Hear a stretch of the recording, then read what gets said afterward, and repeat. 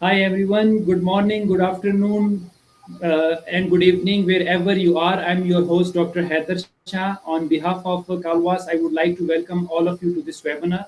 Thank you very much for joining us. Today we have another very interesting panel discussion, and I'm really honored to welcome and introduce our distinguished guest speakers who are going to talk about the young researchers, opportunities, and obstacles in research journey particularly. How to walk better this research journey. What do you need to consider and how can you prepare yourself for this journey? So you will get the best insights about all these things as we have in experts with us today in this session. So stay tuned because in amazing stuff are coming ahead in this session. So before we start, I would like to thank the Calwass for arranging such enlightenment sessions for their support and providing us such a wonderful platform. The aim of Calwass is to give you the opportunity to interact with world renowned speakers, teachers, authors, researchers, experts, professionals, and businessmen to share their views, experiences, and tips which will create an impact and will enable you to learn new things and develop yourself in order to grow individually as well as to contribute to the world at large. As our slogan is to come, learn, and share knowledge. So today we have excellent panel speakers. Let me start from my first guest. He is an amazing person. He has vast experience and an internationally known and recognized speaker. He is a great human being and always ready to contribute to the world in a different ways.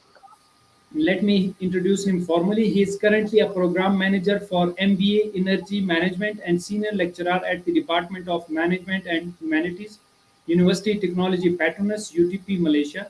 He is also a core researcher at the Center of Social Innovation Institute of Self-Sustainable Building, UTP. He earned his PhD in management from UTP in 2016. Earlier, he holds MS and MBA in marketing. He is also a certified marketing professional CPA Asia from Asia Marketing Federation. He has published over 30 articles in reputed international journals such as Journal of Retailing and Consumer Services, International Journal of Retail and Distribution Management, Journal of Consumer Marketing, Asia Pacific Journal of Marketing and Logistics, International Journal of Hospitality Management, Journal of Islamic Marketing, Journal of Entrepreneurship in Emerging Economics, Frontiers in Psychology, IEEE Access, Entertainment Computing, Journal of Statistical Computation and Simulation, the Environmental Science and Pollution Research, and International Journal of Applied Management Sciences, and among others. He has secured 7 research grants, amount of 90K USD from national and international funding body. He has graduated 2 PhD and currently supervising 7 PhD students. He serves on the editorial advisory board for Journal of Islamic Marketing and review board of the Journal of Retailing and Consumer Services.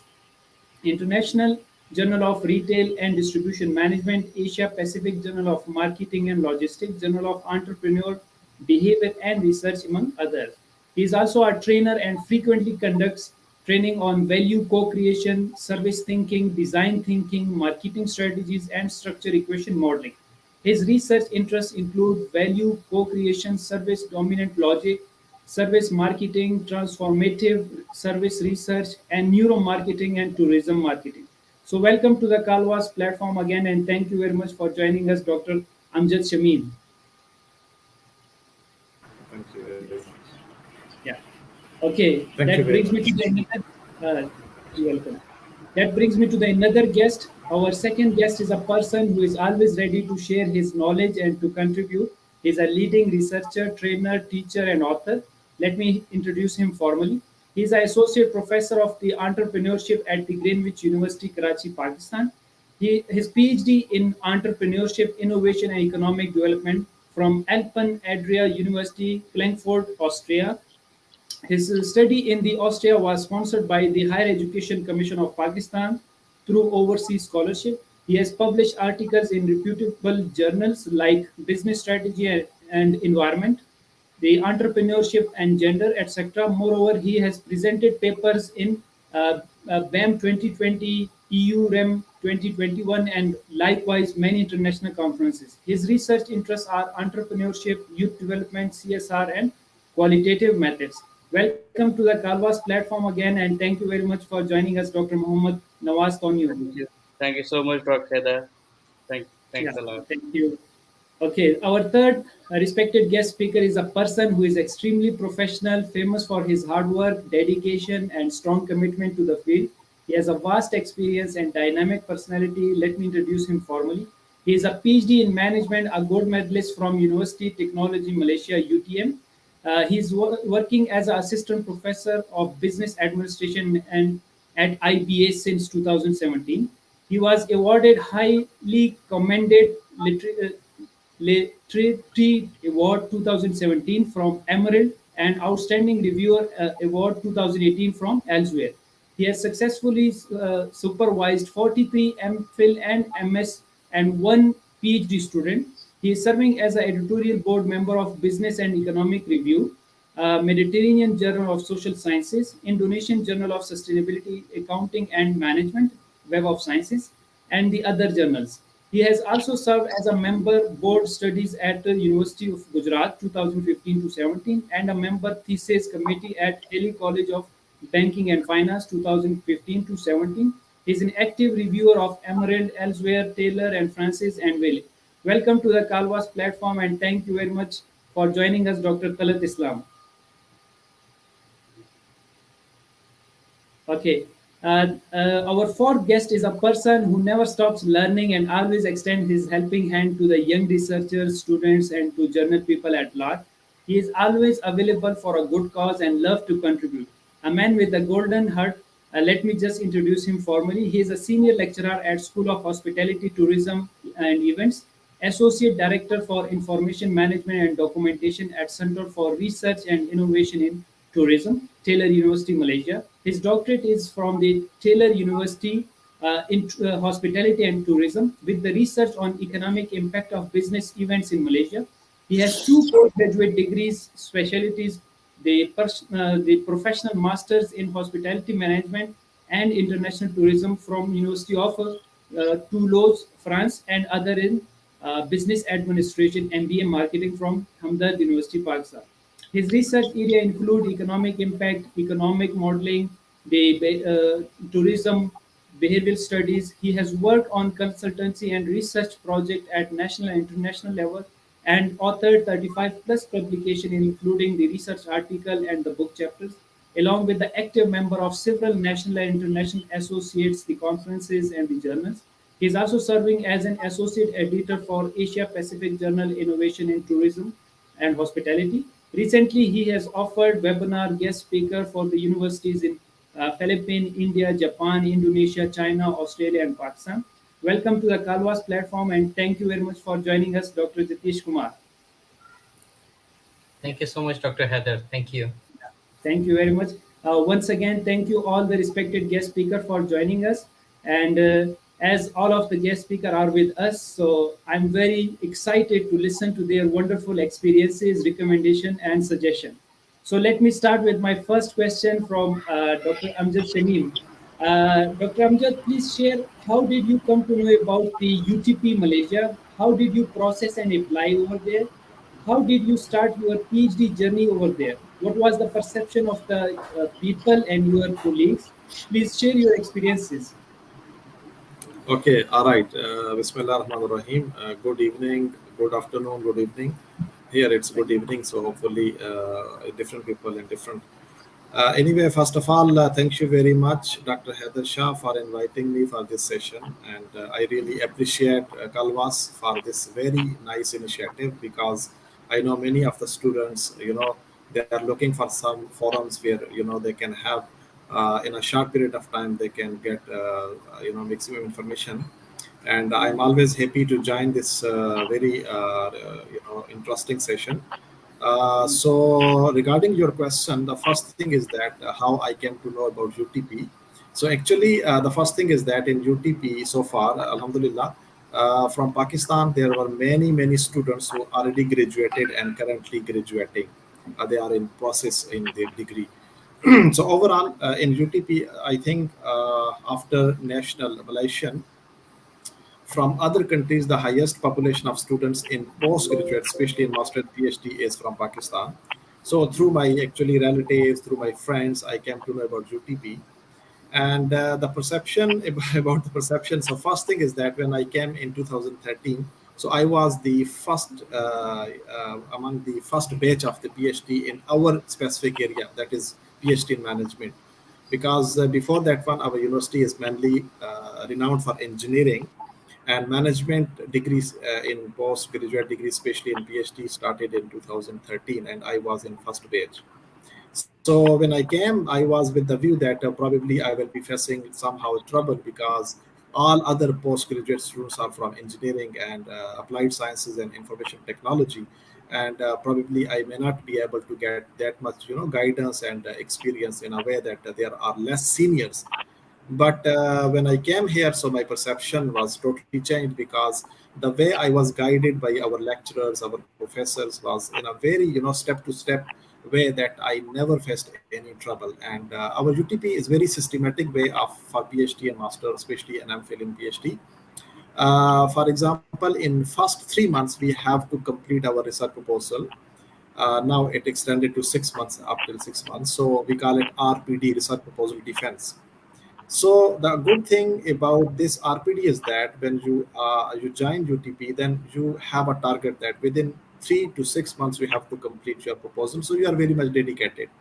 Along with that, you will be getting all the facilities, resources, workspace, and also all access to the journals, databases. So the guidance from the seniors, guidance from other colleagues, and also especially from the supervisors. So that helped me a lot, in a way that in a very short period of time I managed to adjust myself into a new culture, into a new environment, and started understanding that what is a PhD. And one more thing, that when we start any, our journey for PhD, so we sometimes thinking that what type of topic or what type of novel contribution that we are looking for. So sometimes we are very much scared, and I was in the same position, that what is this topic that people will be accepting, that okay, this is a topic that is acceptable for PhD.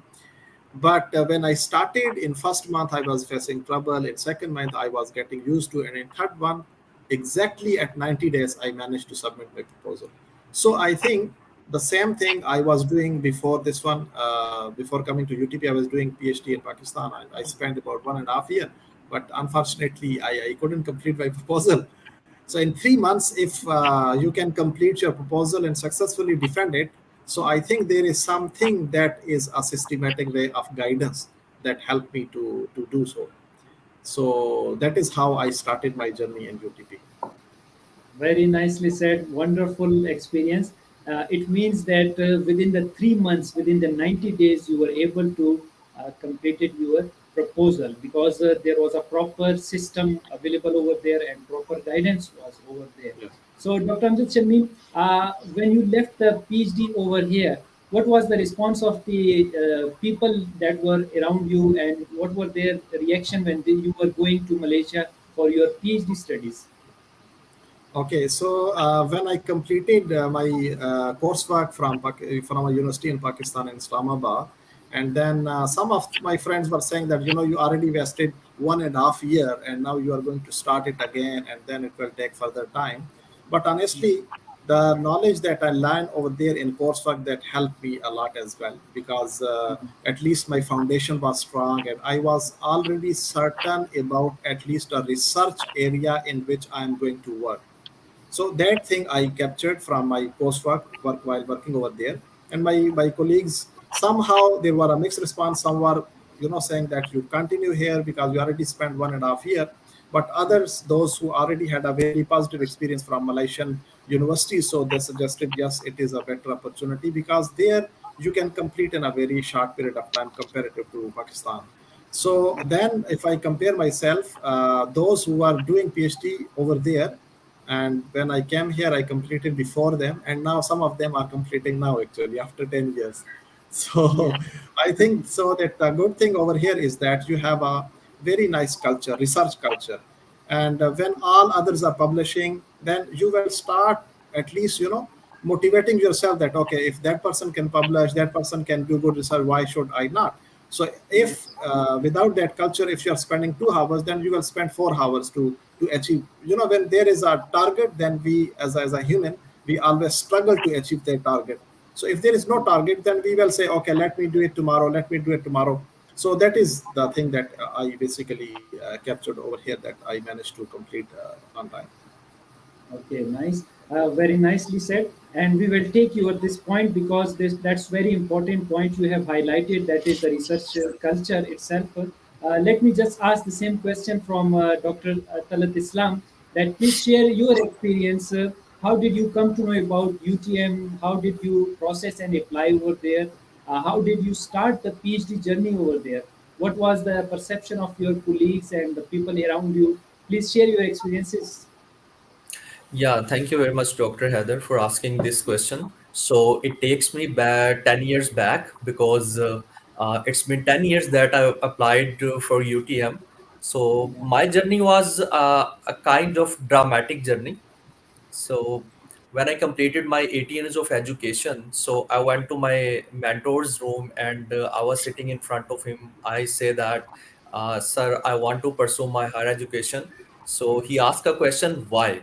I replied that because I'm passionate to do research. So I was working under his supervision as well when I was his student. So he said me, okay, there is a very good university, so go and apply there. So I will not mention the name of that university because that was a bit of dramatic situation there. So there was a requirement of GAT subject. So I applied. I got 88 marks out of 100. I was shortlisted for interview. And as I was from the first batch of 18 years of education, so I applied for the equivalence uh, to Higher Education Commission of Pakistan. So in interview, they asked me a question. So where is your equivalence? So I said that as this program is being introduced first time in Pakistan, so I've applied, so it may take few months. So they denied me. So I came back and in the same room in front of the same mentor, I started crying with tears. So he said that what happened. So I tell him the entire story. So he said that okay, let's do something different. So I am going at UTM Malaysia for my PhD. So let's apply there. So I thought that yeah, PhD is my dream, but it was not. I haven't thought like I will complete my PhD journey from abroad because I haven't spent even a single day away from my home since till 25 years of my life. So he said that okay, nothing will happen to you. We'll be there. So let's prepare for the proposal. So we discuss together. We make a proposal in 5 to 10 days, and then I applied there. So my supervisor liked my proposal and he accepted, and uh, then I went there for my PhD. So while talking about a bit, UTM is a beautiful place, and there a student need to apply with the proposal, which later can be modified with the help of your potential supervisor. But initially you have to go through from two subjects. One is Malay culture and other one is research methods or methodology. And then within a time frame of 12 months, you have to defend your proposal. But our proposal doesn't mean conceptual framework. In UTM, proposal means you have to complete your chapter number 1, chapter number 2, and chapter number 3. And then you need to defend that. So that's all about UTM Oh, and my very journey nicely there. said. Yeah, very nicely said. And that was a new thing for us as well, that you have to complete the three chapters for your proposal development, because in some places you can go for the just a normal proposal so that you can defend it. Very nicely said and wonderful experience you have shared. I hope the audience will motivate from your what you have shared and what the Dr. Amjad Singh has shared. They will motivate from there what they have shared. Yes, Dr. Muhammad Nawaz Kanyu, can you please share your experiences? How did you come to know about your university? How did you process and apply over there? What was your journey? And what was the reaction of the people that were around you in terms of colleagues, in terms of your relatives? Please share your experiences. Thank you so much, Hello. Dr. Heather Shaw, for the always very interesting opportunity and within a very interesting topic because this is about the sharing experiences. And fortunately, today is 3rd October, and last year, today, 3rd October, my final defense was approved. On 10th October, I had presented my thesis, dissertation defensive. So it has been a year to my PhD journey. So I completed. Uh, before I discuss about my this journey about the Austria, I want to share with you that I had applied for the PhD admission in Beijing first. I had secured admission in Beijing, and at that time, while staying in the Beijing, I was struggling to apply to the Europe and US to the different international and Pakistani scholarships. And from there, I secured the Higher Education Commission scholarship, and I surrendered that scholarship from the China, and then I moved from China to the Austria. So in that process, a basic issue was how to find out the professor, how to reach, how to explore the universities, departments. And when I was in the Pakistan and I was a just candidate looking for those to find the answer of those questions, I was trying to reach those friends and circles and teachers who were staying abroad and doing PhDs in different universities. But pitfall of that process was that those were less cooperative at that time because I don't know why this is a kind of the mindset here in Pakistan or scholars that who secures the opportunity he feels at a superior position to himself and does not cooperate to the juniors. My experience was very bad in this case. So when I was looking for the BH China opportunities at that time, my teacher was over there, and I approached him that if he can guide me, that how can I write a motivational letter or convince a supervisor to provide me acceptance or to secure the scholarship. So he did not cooperate with me, but I'm thankful to him that he did not cooperate with me. That's why I learned the new ways to find out, and I tried to do it on my own way. So why I moved from the China to the Austria because before going to the China, I was working in public sector university in a mega project where there was a different mindset for the country-based scholars. Let's suppose like if any scholar is from the China PhD, even how much he is competent doesn't matter, but he is treated with the lenses of a China mobile that he's a China product. Okay, treat him in the other way. But someone who is PhD from the Europe, from the America, from the Australia, from the Canada, he was treated very in a respectable and valuable way rather than those who were PhD from the China. So this mindset, this environment has left a negative impact on me when I was moving to the China. I was moving with a commitment with myself that if I secured PhD from China, then I will go for postdoc to the other developed countries to remove this label that I have lost a degree from the China.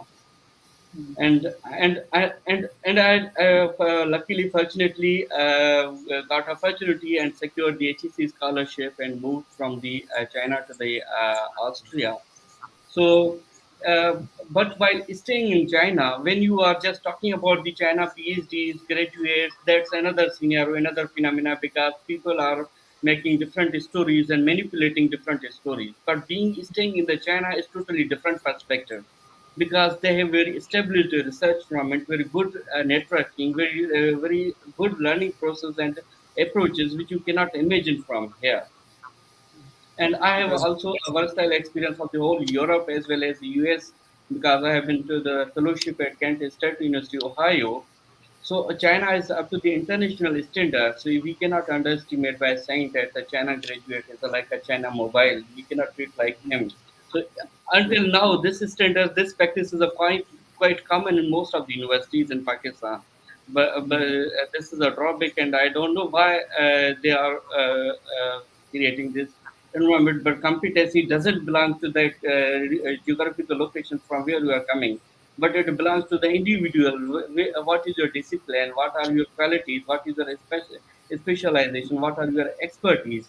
These things are less evaluated or considered rather than those things that he comes from where.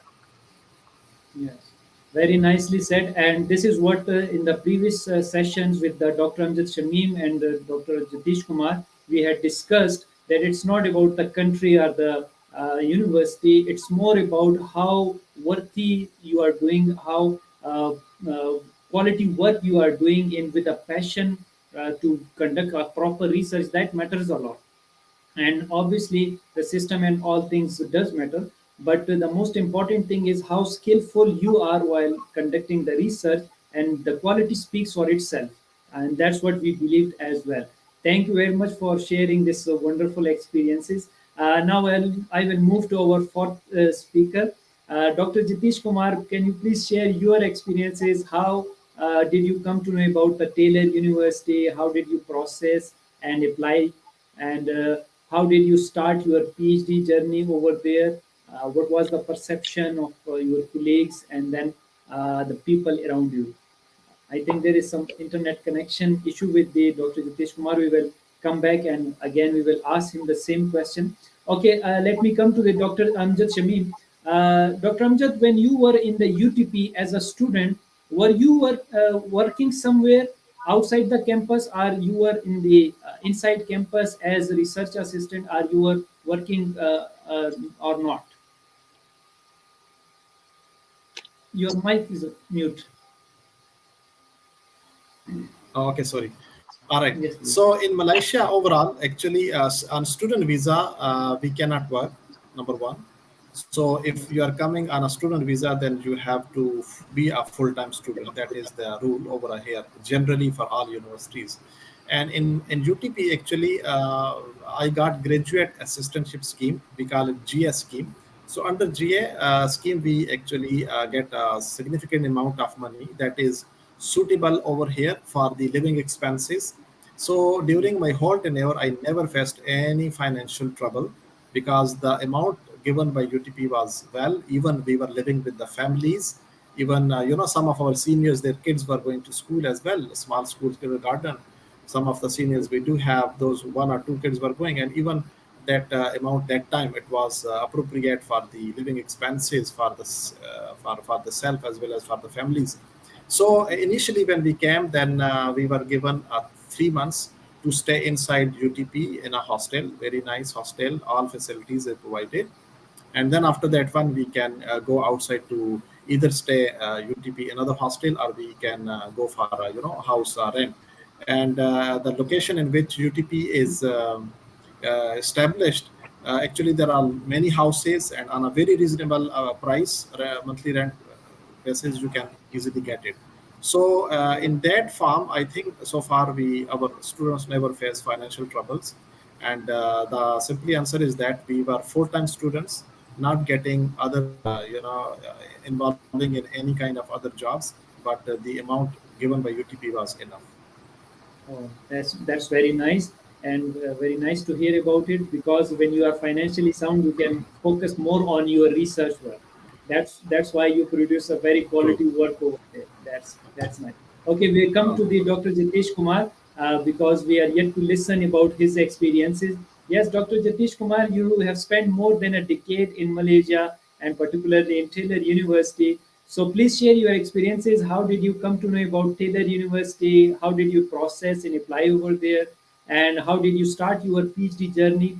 What was the perception of your colleagues, relatives, and people around you? Yes, please.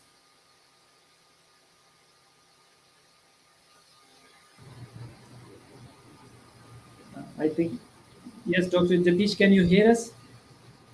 Yes, yes, now I can hear you. Sorry, Yeah. I was having some connectivity issue all the sudden. Yes, please. Okay. Yeah. Yes, Dr. Jatish, we wanted to ask that you spent more than a decade in Taylor University. So, how did you come to know about the Taylor University, and how did you process and apply over there? Please share your experiences regarding Taylor University PhD journey.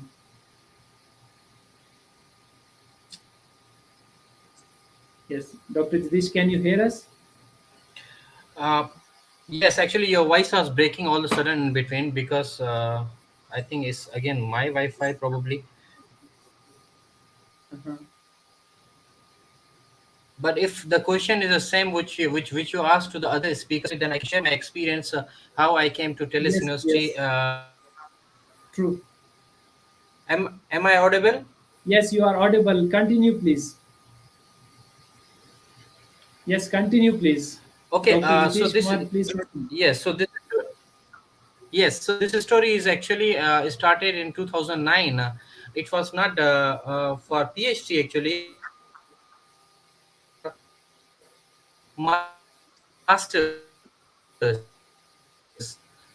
Immediately after my MBA in from the University of Pakistan actually, because I immediately after MBA I moved to some other, and that time I came into, or we can say interest started with a hotel management, hospitality or tourism.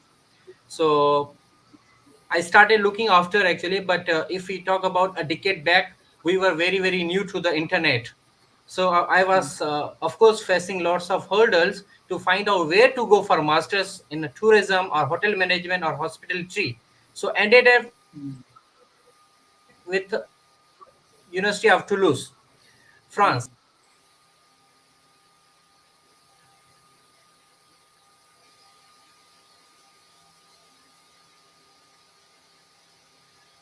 I think there is a connectivity issue at Dr. Jatish's side. Never mind, these are the limitation of the technology as well. Okay, let me come back to the Dr. Talat Islam. Yes, please. Can you share how did you manage your expenses at UTM when you were getting when you got admission over there? Were you allowed to work outside, or are you working? Were you working over there as a research assistant? Please share your experiences. Yeah, that's something which I really want to answer for. So my PhD journey was really amazing because when I applied, I was a student. I just finished 18 years of my education, and I was having nothing in my pocket. And honestly speaking, my parents were not able to bear my expenses as well. So I still remember that I was having 57,000 rupees in my account in those days when I applied for, and I could only buy one-sided ticket. So before a day to my journey, I tell to my parents that I am going for my PhD after 2 days. So first they were very angry at me. So why didn't you tell me earlier? So tell us earlier. So sooner my mom came to her room and she brings some jewelry. She said that, okay, I know that this was for your marriage, but I know that the importance of this thing for you, so you can sold it out in market, and you can have some money. So I can only do this for you. So around 8 p.m., so I went to my brother's room, and I tell him that I'm going a day after tomorrow for my PhD journey. So he said that, okay, you tell me very late. So he was having Mehran at that time. So very next day he sold out his car for me. So he said that, okay, what we can maximum do for you is to give you few bucks, because we knew that research is your passion and you really want to excel in this field. So, all in all, um, if I'm not wrong, I was having one semester's fee in my pocket, nothing else than that. So I packed with my casual clothes, and I started my journey there. I was not known what will happen to me after a month, after 2 months, but there were few things with me. So my mentor or my supervisors taught me how to do research, and he he he get few of my papers published in collaboration. So that paid me off at later stage. Uh, so after going there, so I came to know that, okay, UTM offer international doctoral fellowship. So UTM students who won that scholarship, they refund the entire semester fee. So I tried to apply it, but few of my colleagues, they were they were not allowing me to apply by saying that UTM didn't give this scholarship to a student of first semester. So I said that, okay, let me try and let them reject.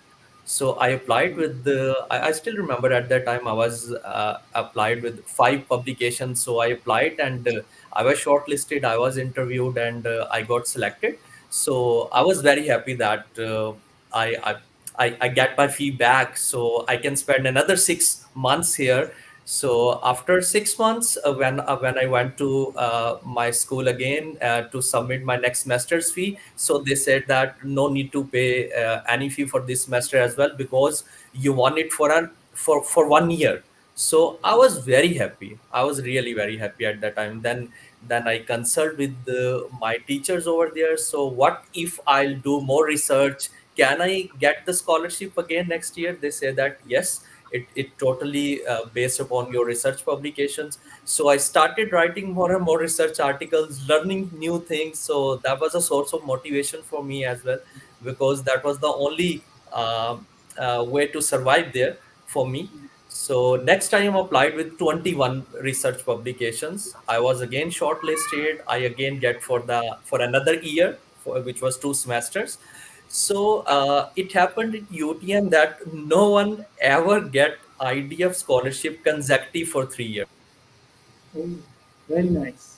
Very nice. Hello. Yeah, no one gets Yes, scholarship consecutive for 3 years. So wonderful. third year, I applied with 37 publications. So I was shortlisted. Thank I was in front of my dean and other members panels. So they said that, you know, that we cannot offer you scholarship this time.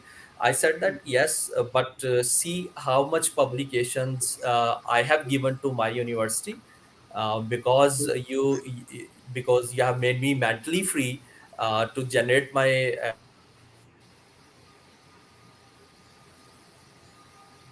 yeah, they smile, they look at each other, they say that, okay, okay, so we finally decide to give you for, and you're the exceptional one, we decide to give you for the third year as well. So I replied, I don't need it for a whole year, because I'm going to submit my thesis after 2 months. I only need it for the fifth semester. So they laughed, they gave me the scholarship. So that was the journey. Yeah, students are not allowed to work on a student visa there. And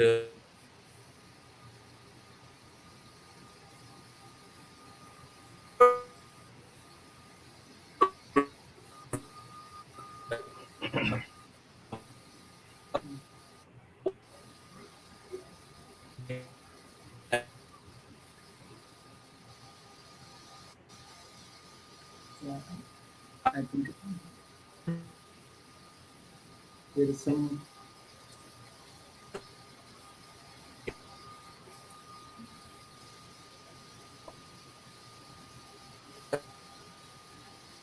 Yeah, I think there is internet connectivity issue again. But anyhow, a very inspiring story by Dr. Talat Islam. How did he started this all thing, and then he went there with the 6 months, all the things, the stuff he had, and then uh, uh, how he got the scholarship, and then he continued for 3 years, which were exceptional, but still he got it. That gives me the quotation that luck favors the brave. So he was brave enough, he took the courage, and he was great enough in skills so that he could produce the publication, and we could earn it through his own hard work. So that's wonderful. Yes, Dr. Jatish Kumar, previously we could not hear you properly. Yeah, because since you were there for the past 1 decade in tailors, so how did you process and how did you apply and how did you come to know about the Taylor University? Please share that, and then do let us know that were you working over there as RA, or you were just a full-time student self-sponsored? Yes, please. Thank you so much, Dr. Heather. Believe me, it's not a lucky day because since morning, probably a connectivity issue I was facing. But I hope I can have a proper connection for next 10 minutes to finish up my experience. to share this what I have been through actually for last 12 years, or we can say last 7 years, because that was for my master's and PhD journey, and then for working as a full-time employee. So I started my journey in 2009 for a master's actually, because I was not having any plan for PhD, and PhD was quite high or something too far from me actually. And of course, when I finished MBA in Pakistan, I was not with any knowledge of research or anything. Everything started only coming in tailors coming in Malaysia. So how I ended up with the tailors actually, tailors was not the first priority or first option. I was looking for a university in the world to go for a tourism masters or hospitality masters actually. So I ended up with Toulouse, France actually. But I came to know that the degree is in not in English actually, it's in French. So I had some communication, some conversation with the Toulouse administration, and they said the same degree we are offering with the collaboration of Toulouse University in Malaysia, where you can earn in English. And of course, when I compared euro with Malaysian ringgit looks cheaper.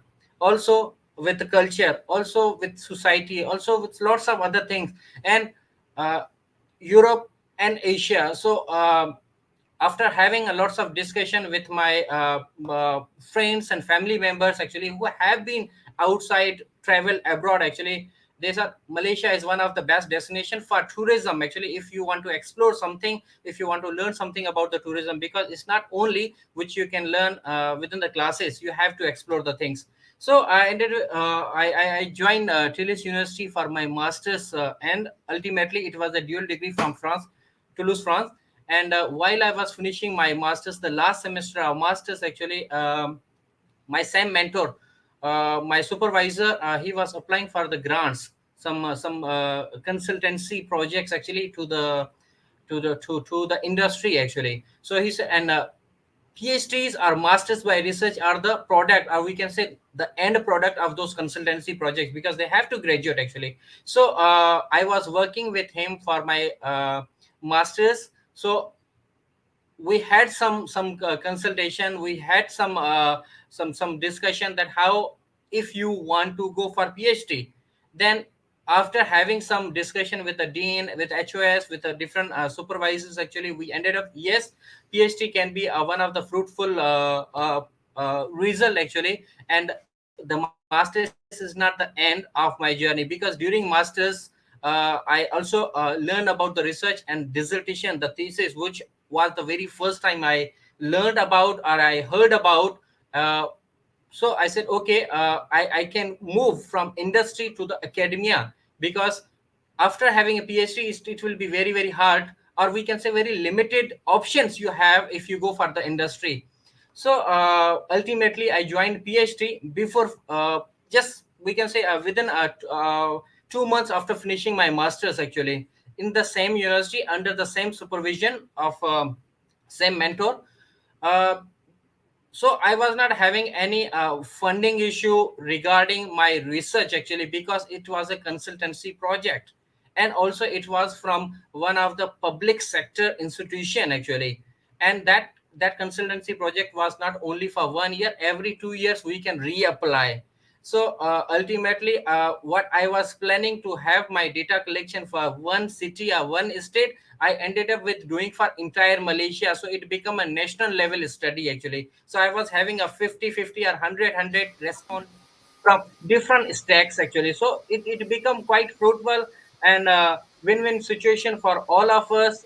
And also that study, after finishing my PhD, when I published my article actually, were quite well listed, because it actually resolved the actual problem of the industry. The institution which offered us the consultancy project, it was related to the business tourism in Malaysia. Business tourism means MICE, and MICE, Malaysian Exhibition and Convention Bureau, was facing issue with regards to meetings and conferences. Earlier, Malaysia was in a top 10, but slightly, slowly and gradually, actually, it was going down. So they wanted to know what are the reasons behind it. So ultimately, we can say, yes, we came up with the results. We came up with the idea that how it can be upgraded, and we presented our results to the Ministry of Tourism as well. So my PhD ended, and we got another grant from Ministry of Tourism also. after having a fantastic presentation with MOT. So entire journey regarding the PhD was very very enjoyable for me. Yes, I was crying sometime in the night actually, because sometimes you are just pushed to the wall. And whenever I meet to my supervisor, I hope my supervisor won't listen to this, but well, we are very good close colleagues now. Sometime whenever I want to meet him, actually we are ending up discussing about the consultancy project rather than my PhD. So sometimes it's good, sometimes it's bad also.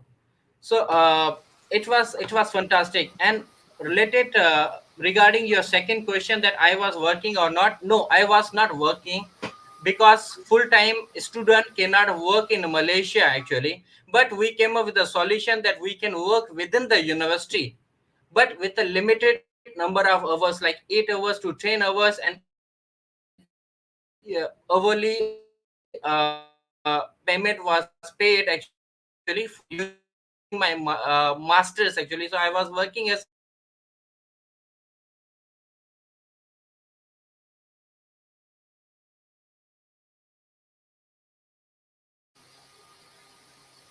in Okay, so we listened to the experiences of the Dr. Jatish Kumar, how he started his master journey and then the PhD journey, and then he landed as the full-time employee as well. He was working there and he enjoyed the whole PhD process. That's wonderful, Dr. Jatish Kumar. Very inspiring story, and this is how things work.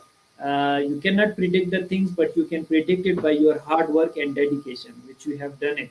Yes, Dr. Mohammad Nawaz, I would like to ask you the question that were you working there as a research assistant in Austria, or you were a full-time student, you were not allowed over there? What is the procedure over there? Your mic is mute, Sorry. please. Yes. Actually, I was on the scholarship of Higher Education Commission of Pakistan. So there was a condition of that scholarship that those scholars were not allowed legally to work in the Austria.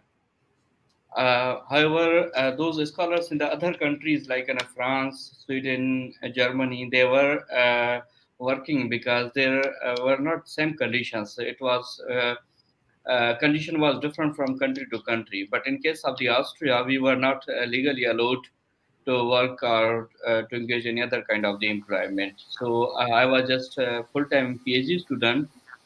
However, those who are not on the HEC scholarship, there were several opportunities for the part-time. Like Austria is a very good for those who are from the technical field, for those who are from pharmaceutical or medical field. So their industrial sector is very good, so they can find very good opportunities for their study support, for their life support. So other students who were not on the scholarships, they were able to work in the other companies, and after completing their PhDs, they did not come back. They lived there because they secured nationality and aware the future opportunities. But in our case, we were bound with the HEC, so we just finished our study and returned back to serve our country. Okay, very nice, very nice. Thank you for sharing it. Okay, we have very another interesting question, and that question the student asked from the Dr. Amjad Shamim. He pointed out that please, Dr. Amjad Shamim should answer the question that do we need a role model to follow in PhD research journey, or it is self-directed, self-created journey? Yes, your take on that, please. Okay, all right.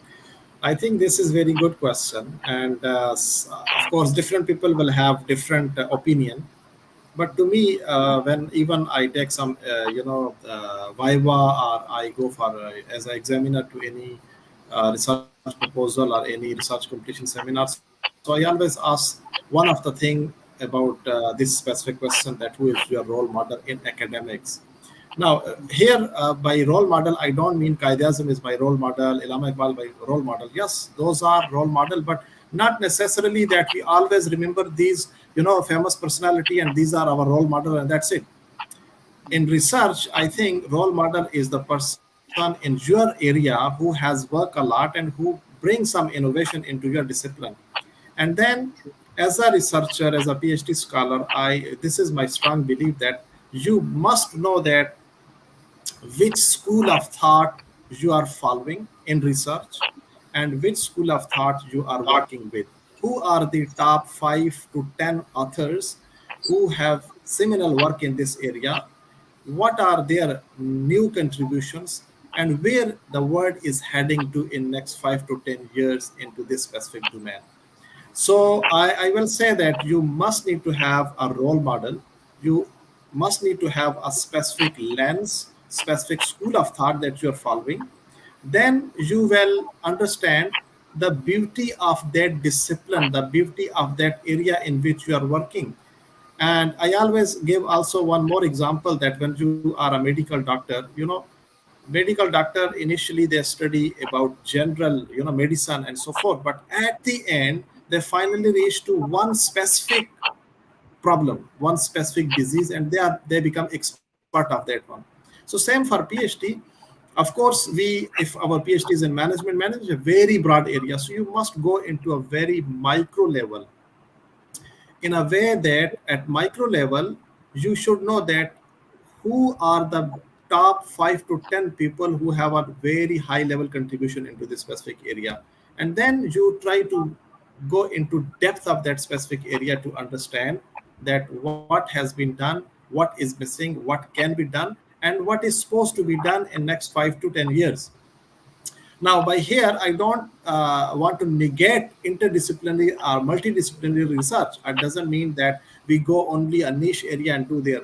We also need to expand our borders now, especially in the the time is digitalization, virtual reality, artificial intelligence. So our business are now becoming business analytics, and that is the high demanding area these days.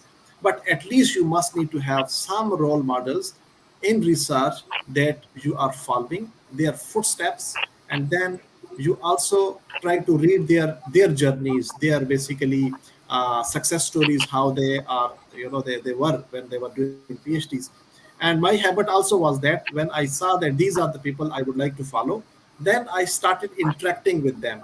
And believe me, these people are very nice. They always respond to you. If not in 1 week, second week they will respond to you.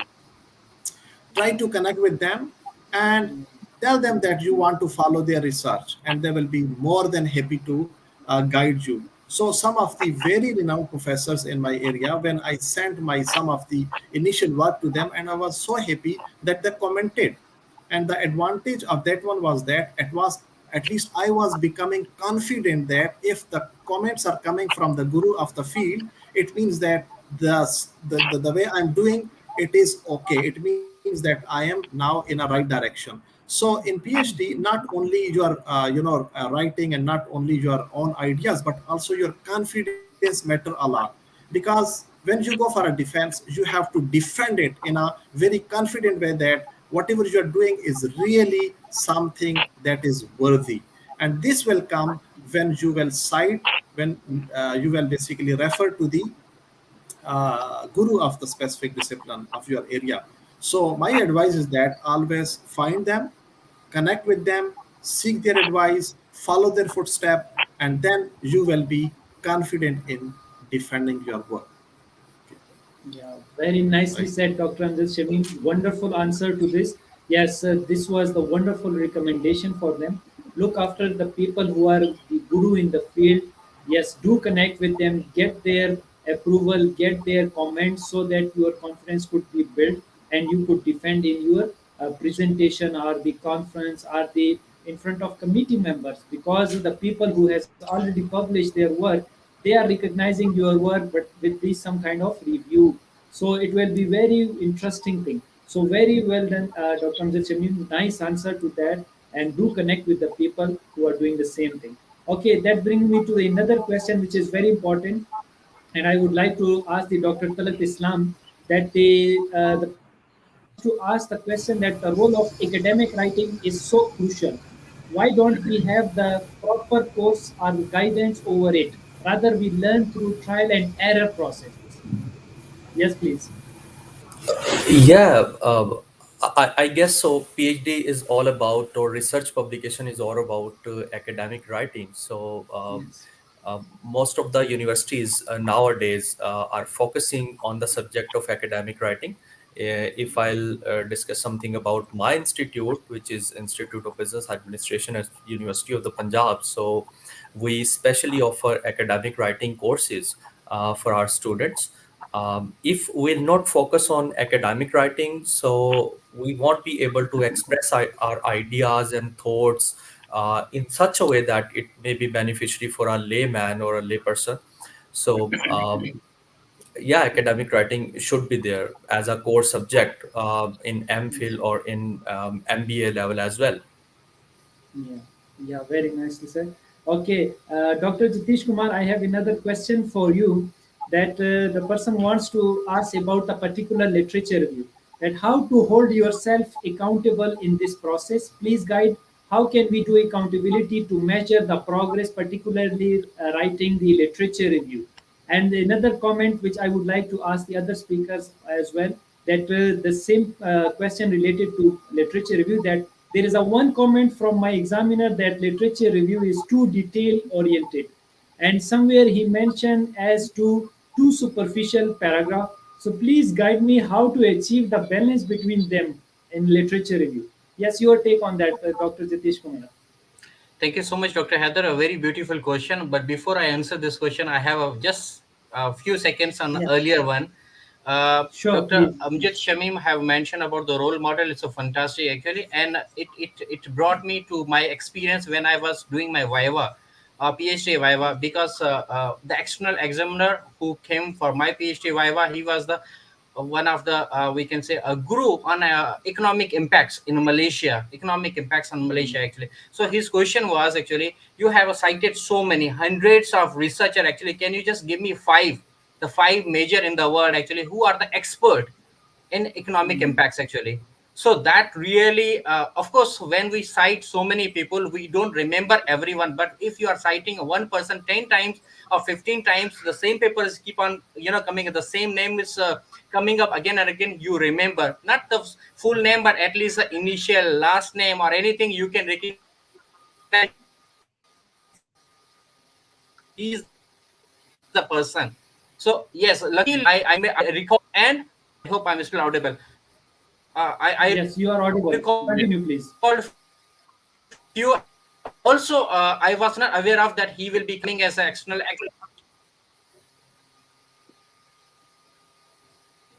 he will become as an external examiner. So I have already cited his work also, because I cannot ignore anyone actually. So it will be you are the expert as per me.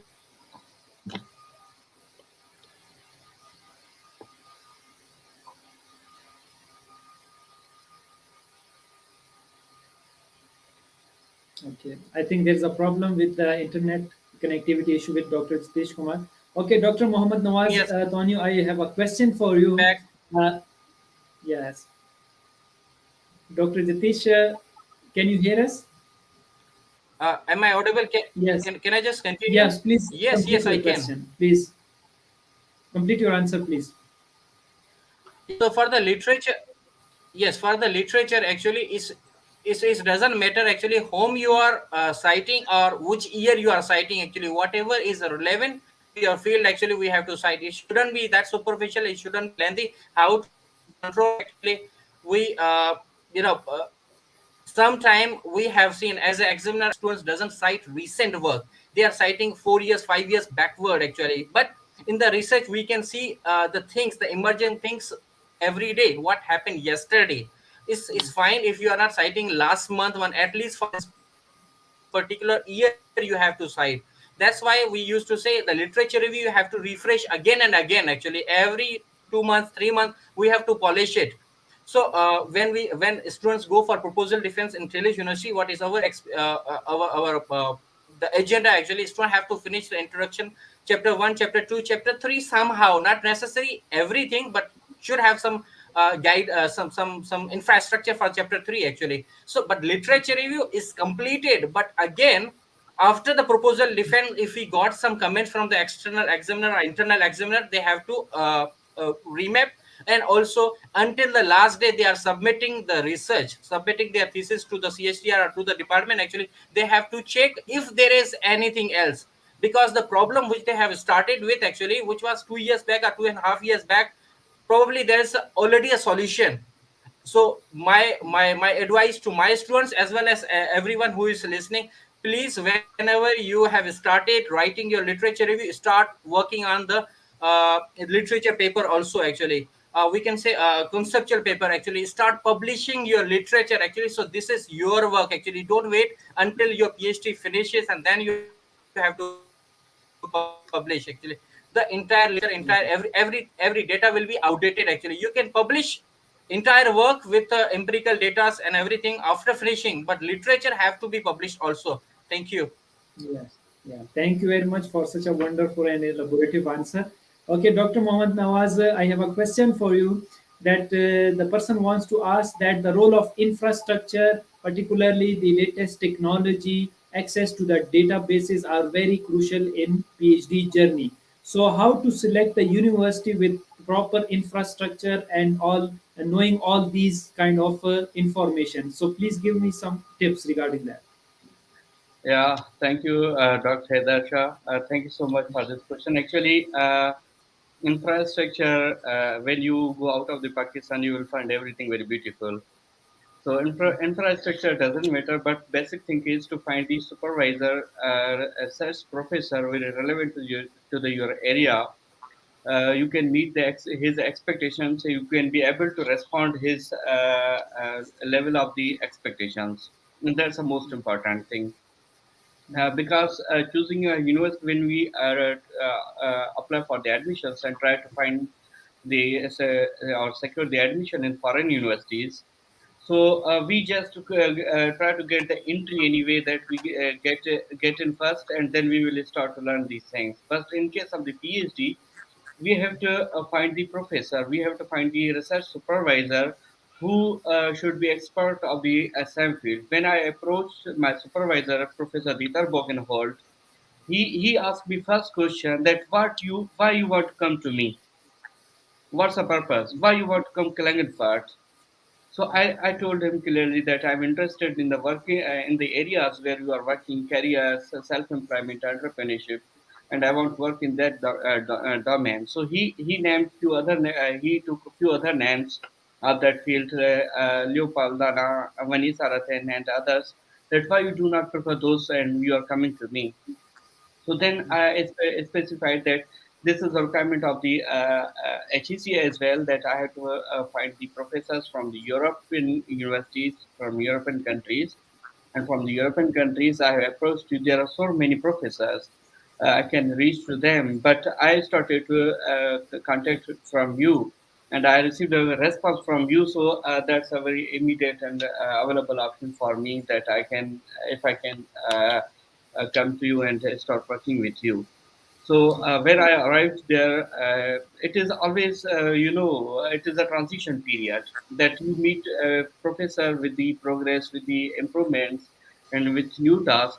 In the every next meeting, their expectations are totally changed. His standards are very higher than the you bring that something to report him or to show your progress. And always you feel something behind, insufficient, that oh shit, this is again same mistakes, same things are happening in the let's say, as Dr. Jatish well said, that we have to focus on the latest literature, and the as Dr. Amjad said, that we have to focus on those experts of those areas.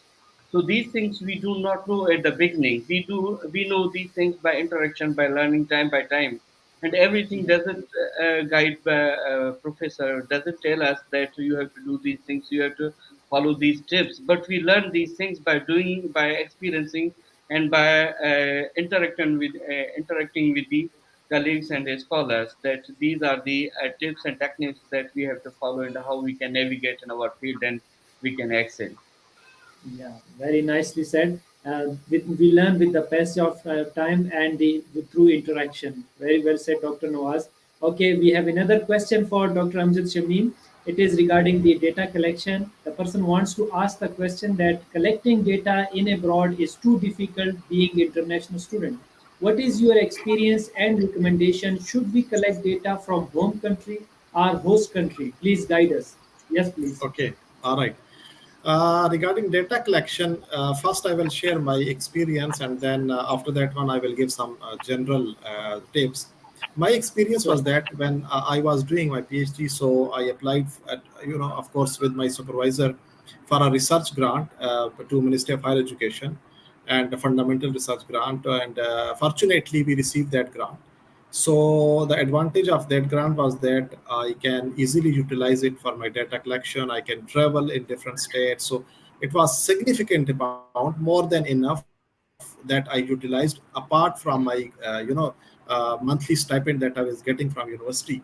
So what happened is that because I have to interact with the local customers, so of course there is a somehow language barrier, especially if you are talking to the general customers, not probably in a market and so forth. So my data collection involved those kind of things. So then I actually we hired in local enumerators who help us in explaining to the customers and explaining to the participant their time. So one thing is that if you have, let's say, similar opportunities of grants, or you have financially no problem, then you can easily get the local enumerators who can facilitate you in the data collection process. And generally, I think still initially when we come, we feel that it is too difficult. But in Malaysia, actually the culture is very nice, very friendly, and especially to Pakistani people, believe me, they respect a lot. You go to the market, you said you're Pakistani, so far it's my about 8 years now, we never faced any kind of issue that we are in a broad country and in a local country. So there is no big problem.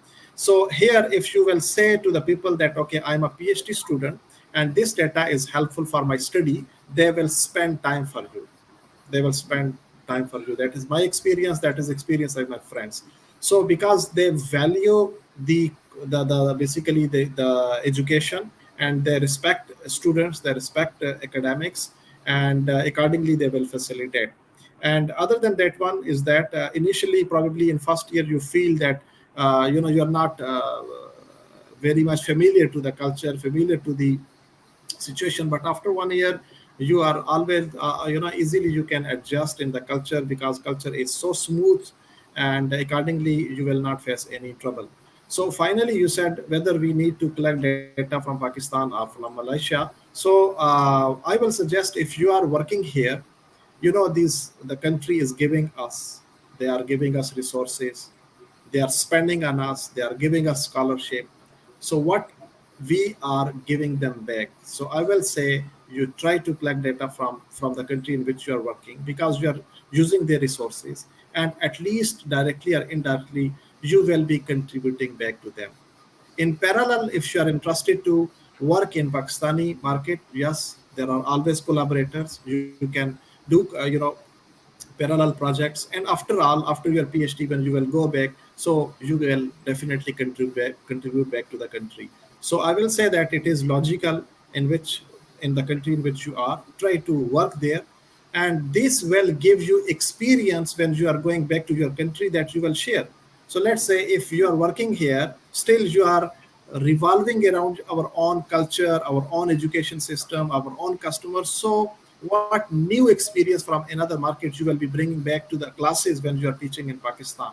So I will suggest you are going abroad, you're not going to get a certificate of PhD, but you are going to get a knowledge and experience that you want to bring back to your culture, and you want to make a change and innovate the system.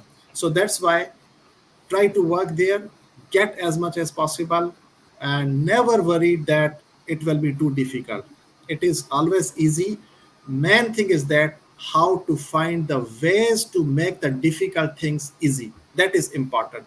Instead, we always think it is difficult. Nothing is difficult. The difficult is if you feel something is difficult.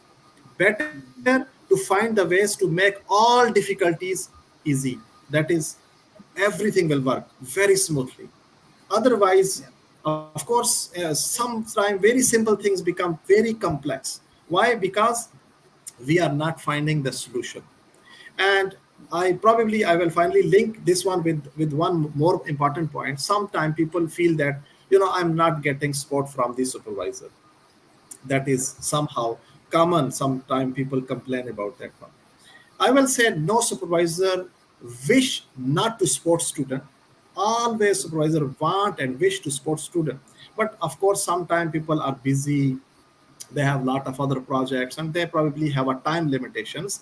So if you will start complaining or thinking that if he is not spotting, so I cannot do my PhD, that is not the way. As I said, if that is a difficult milestone, try to make it easy. So go and find out other. The world is now virtual. While sitting here, you can connect with any person in the world, and you find out the ways and then tell to the supervisor, okay, well, supervisor, I understand you are busy.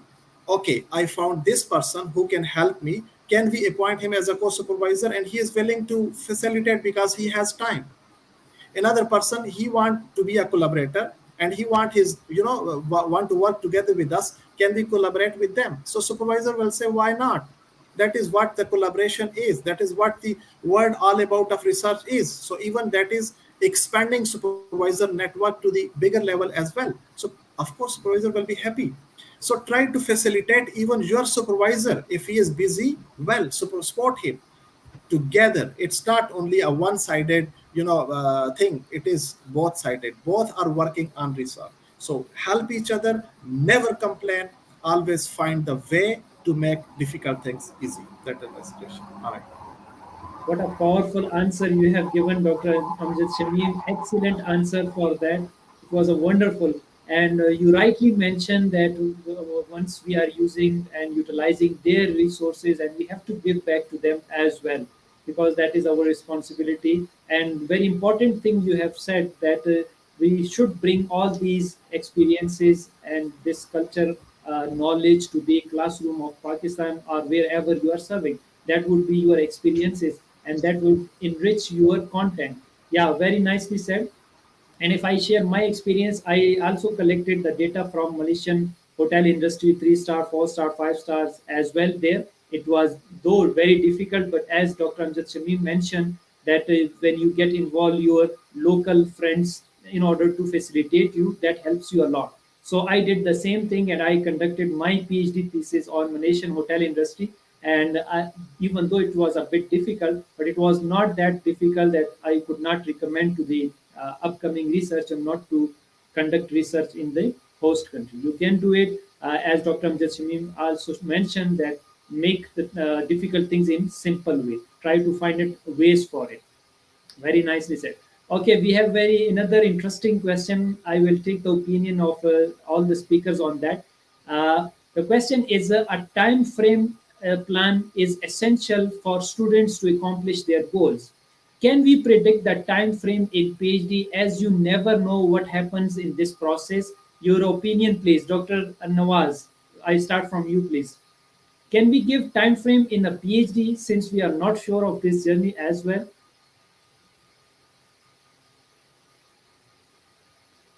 Your mic is mute, I think.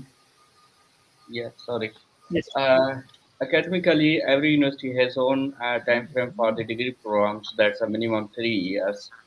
But it's up to you that how much speed you are taking in your work.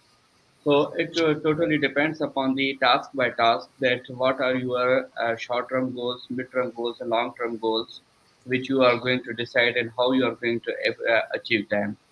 And second thing, you are totally dependent upon your mentor, your advisor, how he treats you, how he gives you time and responds to your queries and your questions, and your submissions that you are submitting chapters or papers to him, and how he gives you feedback. So in that case, there are some unexpected eventualities, like a COVID-19 happened with me in the last term, phase of the PhD, and that's why my defense was prolonged. So these things are unpredictable, but on the academic terms, we can say that on the research basis, you can decide your goals by yourself and try to take speed. There should not be delay from your side. There should not be postpones or pendings from your side. You should give your maximum. Then leave upon the conditions and upon the supervisor that how he navigates and how time goes on. Yeah, very nicely said. I would like to take the opinion of Dr. Jatish Kumar on the same thing, and then we will relate it to another very important thing, that is research culture support. So, Dr. Jatish Kumar, what's your experience regarding the time frame plan for the PhD? Can we give the time frame for that? Yes, please. Definitely, definitely, actually, time frame and the allocation, or we can say scheduling, is the most important. Otherwise, we can't manage the entire path actually. As Dr. Thunio mentioned, that every university have its own the schedule of for PhD. Normally for full-time student is 3 years actually, but students can finish before that, but not before 2 years actually, what happens in my university.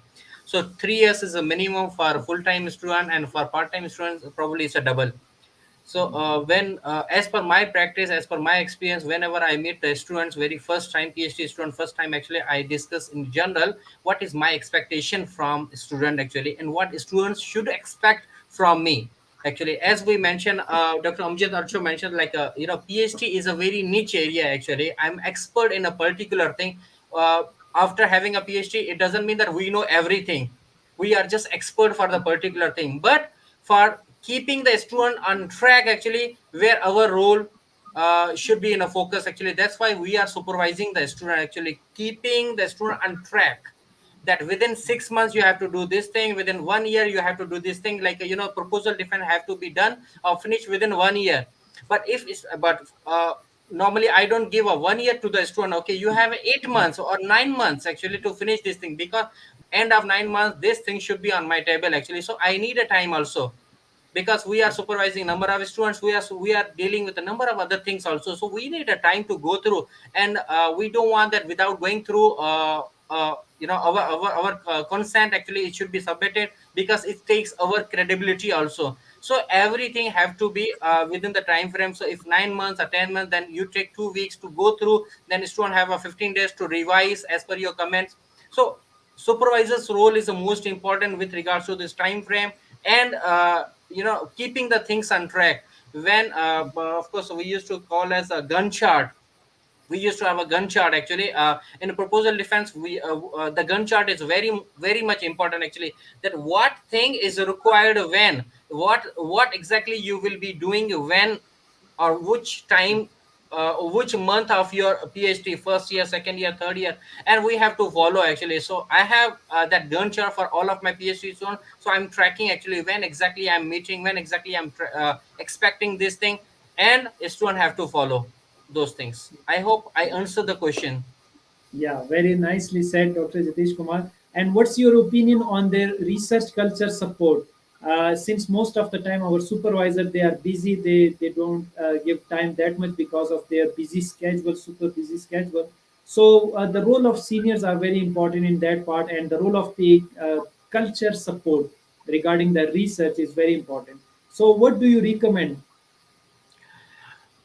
Support in research, because PhD, I'm sure all of us have heard a PhD is a lonely journey. Actually, it's not. It's no more. It's no more. Actually, we have hundreds of PhD.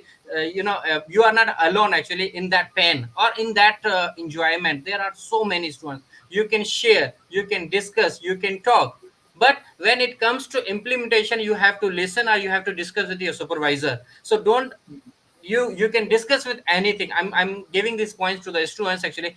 You can discuss anything, but when it comes to implementation, you can discuss those things with your supervisor or co-supervisor. And I'm sure I just heard one of the speaker was mentioning that a student can bring the solution. Yes, sir, you are busy, but this is the right person with this skill. What we really want, can we appoint him as a co-supervisor? It can be internal, it can be external. I think that's a beautiful thing actually. It can be Yeah, actually, because not necessary supervisor have all the skills. So that is the thing. So normally when we appoint co-supervisor, normally when I appoint co-supervisor for my student, actually I look after the what exactly we need, and who is having those skills actually. yes, This thing. And beside that, we have center of research actually. So yeah, where we have a different associate actually. Any of the student would like to explore, discuss, uh, uh, to get some type of knowledge, to get some type of trainings. So we have a number of platforms available, what type of training is required. So if being a supervisor, if I can recommend this training is required to this student, I can recommend to my department. They can arrange not only for one student, they will be assessing that is it really required by number of students. Then that type of training can be can be scheduled, can be planned. So now compared to 10 years back, things are very very open. Actually, we have internet in home, everyone knows everything where to find. We have a number of YouTube channels of best speakers in the world, best researcher in the world. Rather than googling, just YouTube it, rather than googling, just Facebook it. Actually, because uh, there was a one question about the I'm sorry, I'm just jumping to other question because of connectivity issue. That time I couldn't share about hostel or something.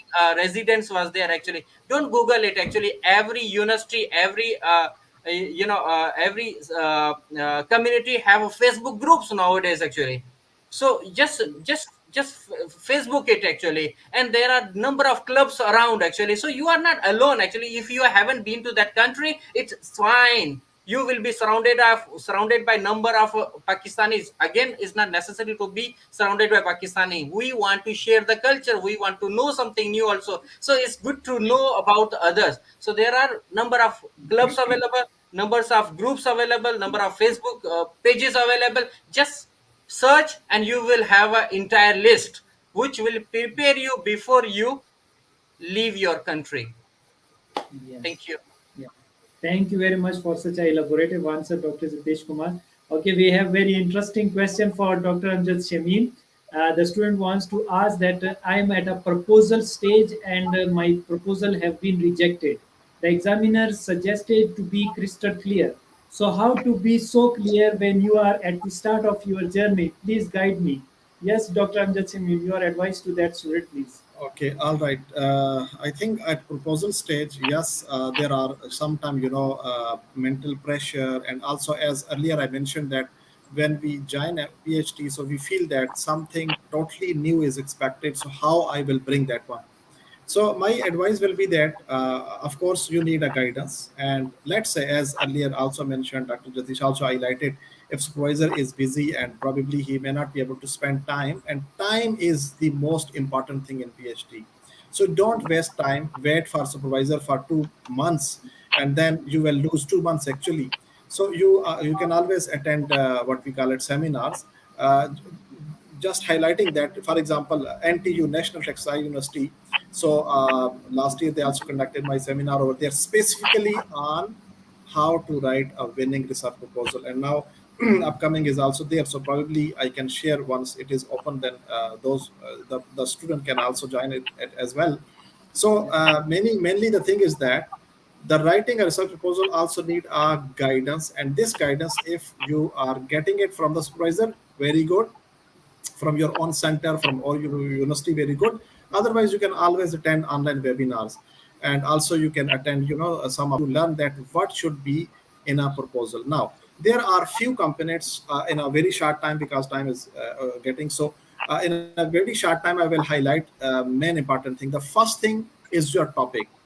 And as I earlier mentioned, if you are confident on your topic and if you know that something is new, the second important stage is how to convey this to the examiner, that this is what is important, it is new, and it is worthy to research. If you have very nice topic, but you cannot convey through writing and through communication, that is the wastage of your idea. So both are very important. So first thing, you read literature, explore it, think about it, discuss with your mentor, discuss with the school of thoughts. Once you know about that one, the second step is writing in a way that you can communicate and you can convey your message through a research proposal. So in the research proposal, the most important point, further into depth of that, is your research problem, research question, objective, and your theoretical framework and hypothesis. This must be aligned. Most of the time students fail because in research proposal they are talking something else, question something is else, and then objective probably is different. And when it comes to the theoretical sport, so they are just using theory as something it is needed. It's not that what theory is making the sense of this specific phenomena. But okay, for example, there are few very famous theories. Resource-based view, very broad. Okay, another one, for example, TPB. So very common theories. When you are, thousands of time already exploded. So when you will highlight these theories, so people already know the nuts and bolts of these theories. So convincing them somehow is very difficult. So I will suggest try to borrow now new theories from another discipline, psychology, sociology. And now, for example, I'm working mainly on research, and I'm happy to share new things are coming. For example, service language.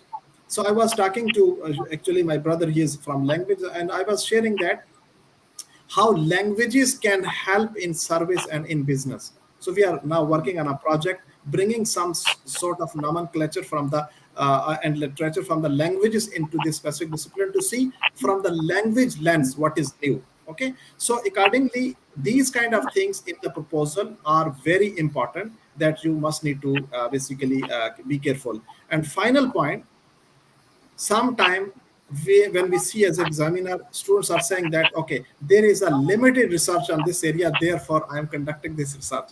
And I always ask a question, okay, let's say there are 500 studies now, and you said that these are limited, you are adding one more, it is 501. Okay, do you think this overcome the limitation? There is another person will say still it is limited, let's conduct 502, let's conduct 5,000. So it doesn't, that's why I'm conducting. So these, sometimes we do these kind of very mistakes which seems common, but these are actually very significant mistakes. So I will suggest you try to learn that what are the common mistakes in a research proposal that we should avoid. If you know and you manage to understand them, avoid from them. And if your first part, as I mentioned, the topic is good, very smoothly, very easily you can get it through. Thank you very much for such elaborative answer, Dr. Amjad Semim. Once again, you explained very well and you have given in-depth information regarding that thing. I hope the students will get the advantage of that thing.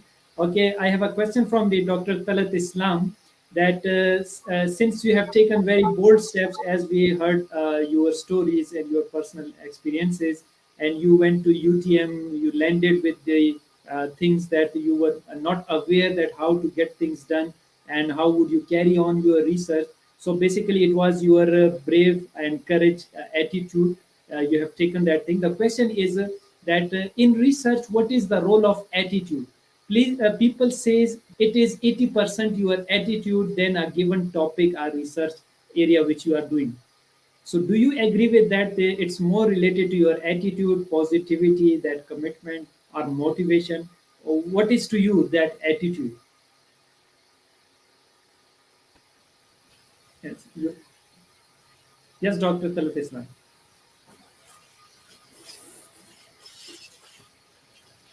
Dr. Talat, can you hear us? Yeah, Dr. Heather, thank you very much. Please allow me to say a few sentences about the earlier questions you have asked. Please, Hello? please. Yes, sure. Yeah, Carry please on, allow please. me to please allow me to say something about the earlier questions you have asked from the other experts. So let me briefly discuss one by one according to my limited knowledge or experience. So first, you talk about the Sure. literature, and yes, we definitely get very good answers from the experts. So my experience regarding writing research article is that they want us to cite latest research articles, but only from the databases. Okay, so while talking about whether we should collect data from the home country or host country, yes, Dr. Amjad said brilliantly that yeah, we should try to repay something to that country if we are getting few fundings from there. But if we don't have sufficient funds to stay there, so it's better to collect from your home country, definitely benefit you more. So the third one was what's the importance of time frame. My opinion, a researcher, especially PhD candidate, should follow it very rigorously. if supervisor allow that person to meet him or her after 30 days, the candidate should complete his task in 21 days or 20 days, and then give another 7 to 8 days to reread it further, because when we reread our work again and again, we'll find a lot of mistakes. So when we'll take the final things to our supervisor, it will help us a lot. So try to be proactive. Try to be proactive. So then you ask about if our proposal get rejected. Again, Dr. Amjad say it all, but I will suggest whenever you try to find out or target a university, go to English. So you'll definitely get benefit from that. And finally, the last one is the importance of attitude in research. So for me, a person can only be a good researcher once he will have acceptability of rejection. If a person will not have acceptability of rejection, he or she cannot be a good researcher. Because giving my own example, so although I have 100 plus publications in impact factor journals as well, so it happens to me now again when I send. Sometimes it get desk rejected, sometimes it is been rejected by reviewers, sometimes we get 3 revisions or 4 revisions from the reviewer. Every time, so we need to accept that there is always room for improvement. So with this attitude, yes, we can be a good researcher, we can finish our task. So my final thing is that, so a number of students ask from me that I want to pursue my PhD. I'll ask a question, why you want to pursue your PhD? They'll say that after getting this degree, we'll be able to find a good job. So it is very, very, very important to let the youngsters know that this degree has nothing to do with job. Nothing to do with job. I have a number of friends in my circle around, so who completed or who enrolled in PhD programs with the aim that after getting degree they will get a good job, but they are jobless. And there are few who applied in this degree only because they were passionate to do something new. They were passionate, and few from them said that, so we tried a lot, we cannot stop ourselves from writing. So those are more successful. So don't relate this journey with the degree or final outcomes in terms of monetary benefits. So yes, attitude matters a lot, and you really need to develop yourself, like accept that you cannot be right all the time. Sometimes you need to rebuttal your examiners, your reviewers as well, based on certain references that, yeah, in this direction you have done this thing right, and although there may be another ways, but you have done it in this way. But you must have ability to accept the rejection as well. To this will improve you further. So these are my views about attitude. Thank you. Very nicely said, Dr. Khalid Islam. And what a nice phrase you have given, that you must have the acceptability towards the rejection. If you are ready to for criticism, or if you are ready for rejection, you are welcome in this, because even though at this stage after completion of our PhD, still we get the desk rejection. So it means that there is always room for improvement, and we should strive again. As because of this time limitation, we will take the final question, but I'm enjoying your answers and your experiences, recommendation a lot. Even though I have gone through the process, but still it's new experiences, new suggestions, which are wonderful. One last question, which I would like to ask from all the respected guest speakers, that one by one, I would start from the Dr. Mohammad Nawaz. That please share your experiences. Why some students fail in doing PhD? What mistakes they commit, and what do you recommend that they should avoid it? Yes, please. Your mic is mute, Dr. Nawaz. Thank you, Dr. Heather. PhD is a learning opportunity, a learning journey actually, and it needs a lot of patience and a lot of sacrifices. And what happens that when we fail, or we student fail from any to achieve any objective, any short term goal, or they are declined or failed from the proposal, or they do not receive expected responses from the supervisor, they are deeply disappointed in their cases, and they decide to give up. If they have, if in case do not have any financial constraints during their studies, somewhere in other countries, or some other locations. So what happens there is some kind of the psychological barrier, psychological pressures. When you feel difficult something, change your location to see that thing differently, or discuss with the different colleagues, different scholars, or different friends, or just stop it for some time. What I used to say with my friends, that when you get acceptance of your paper, you treat yourself very well, celebrate it, call just go for the pizza for the trip.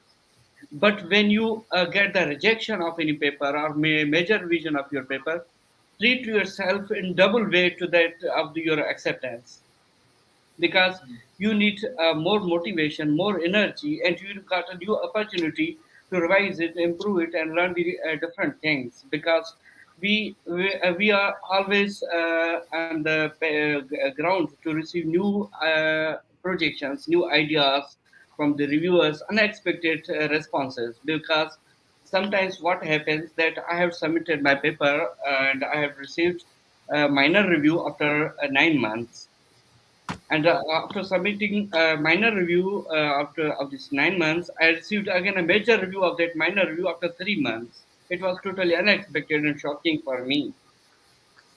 And in that major review, one reviewer gave me a revision and submission, and second reviewer gave me a rejection and of that major review.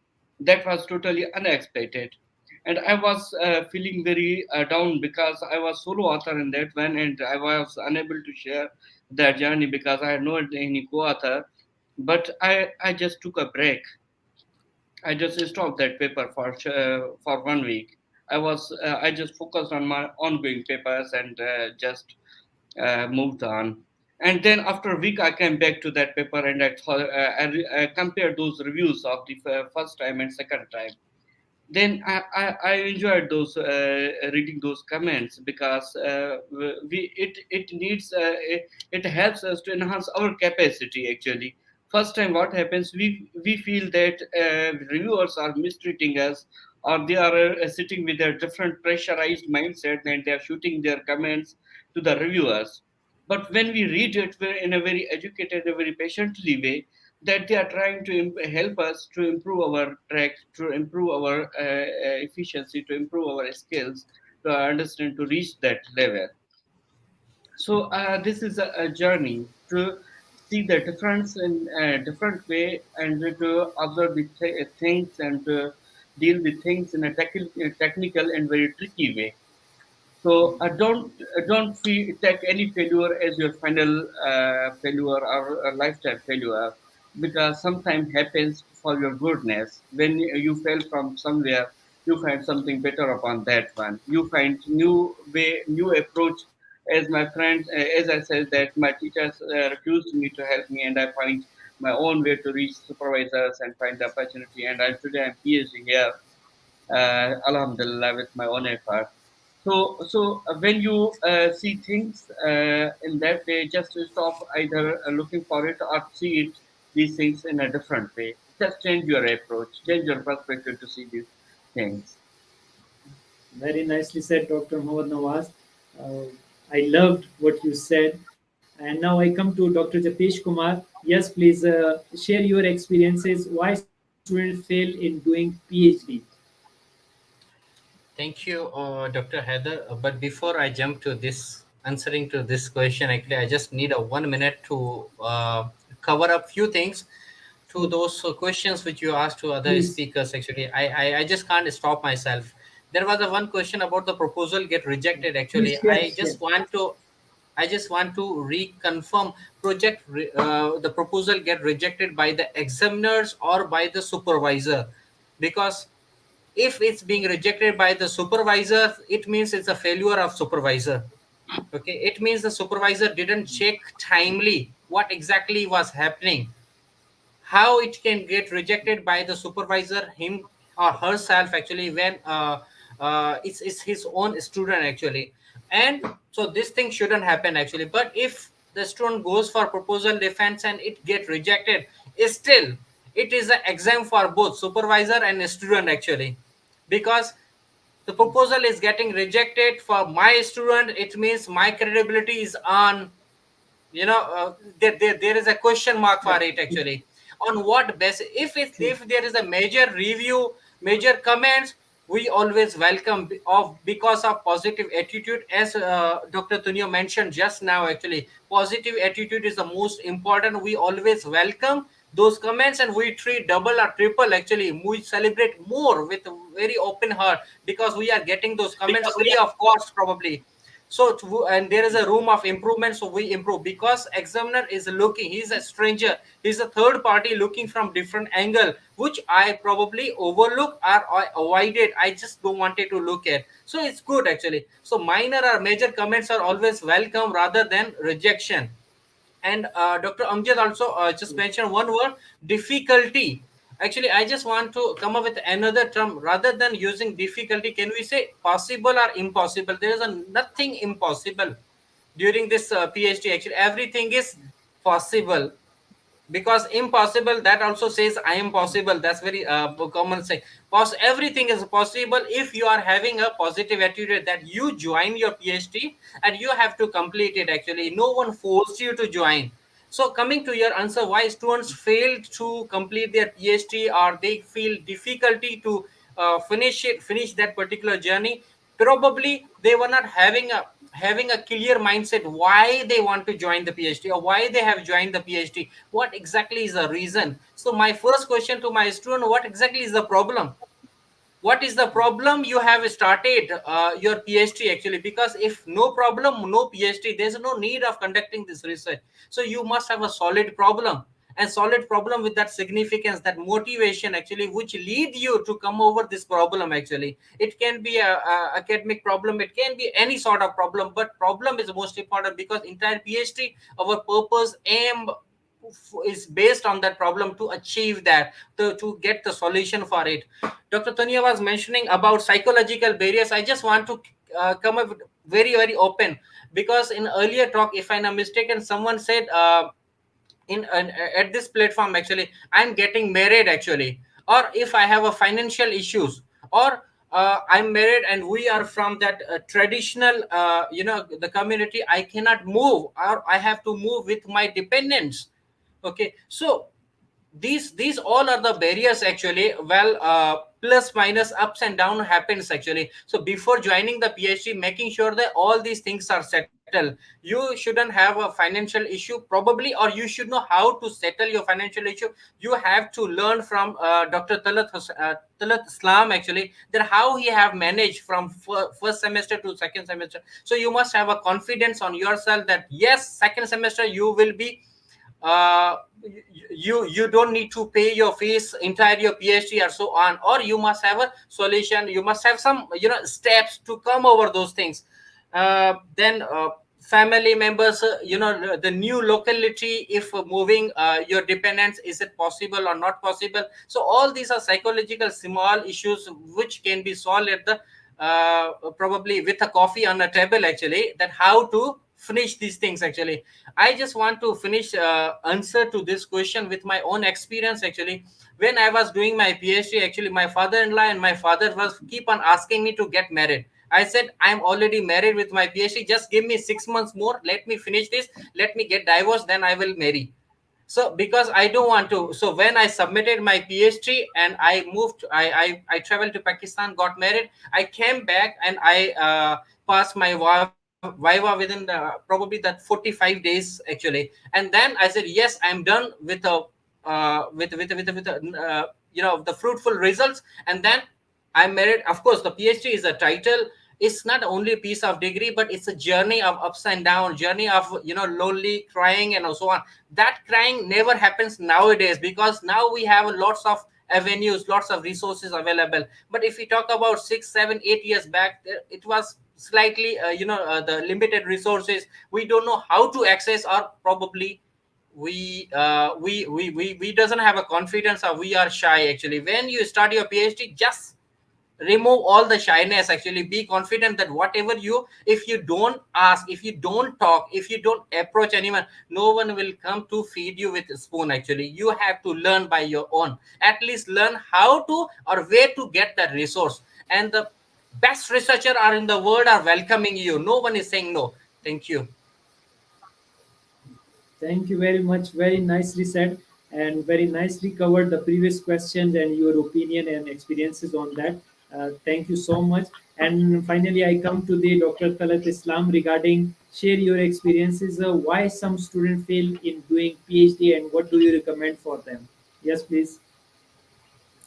Yeah, my answer can be a bit different, because I do believe that if you don't match your personality and what you have done during your MPhil or MBA thesis,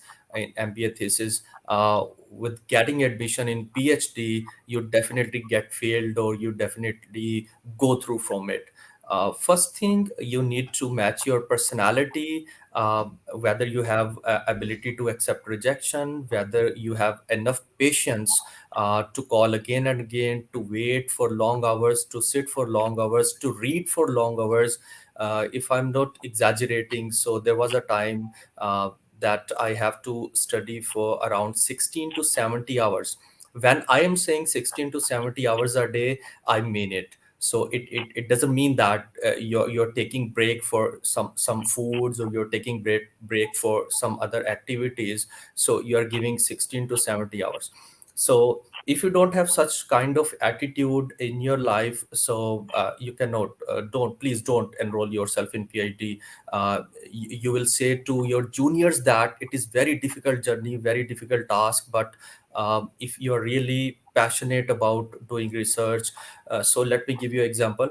So one of my variable was organizational commitment, and I was going through from an article. So article mentioned that there is a shortest 9 item scale out from that 24 item scales having 3 dimensions of that construct. So I try to find it out from myself. So it takes me, yeah, literally it takes me 3 months to find out that 9 item scale. So I personally emailed to Alan and Meir, who are the pioneer of that scale. So, but after 3 months, and the email he replied me was exactly with the same number of items which I identified. So if you think that you can fed up, you cannot do that task again and again. Dr. Mohammad Nawaz said very beautifully that sometimes, yes, we get annoyed because we get rejection from the reviewers, or in second revision sometimes they get rejected. But let me give you my example, because uh, so there is a journal, leadership and organization development journal. So it's published with Emerald. So first time I sent my paper in 2013, that was desk rejected. I sent in 2014, desk rejected. 2015, desk rejected. 2016 and 17, again desk rejected. 2019 and 2020. So in 19 it was rejected by both the reviewers. In 2019, I find major revisions, and in 2021, so that paper get accepted. But that was a different paper. But the home take should be like that. We shouldn't get fed up. So I always take such things as a challenge, that I need to improve it. There must be something wrong with my writing, with my research. That is the reason they are rejecting my paper, and they are accepting similar kind of topics, similar papers of many other Pakistani authors. Yes, I do agree with Dr. Nawaz that earlier I also think that I also do believe that once I get desk rejected from the reviewers or editors, immediately I thought that they are biased towards Pakistani researchers or Pakistani studies. But if you'll compare Pakistani published articles in impact factor journals in 2019, 20, and 21, so our graph is on at a higher stage. So it doesn't mean that they are not biased now. It means that our perception is wrong about getting published in high impact factor journals. Now things are getting changed because of the young researchers and mentors like you, who arrange such sort of webinars, and they volunteer themselves for the juniors.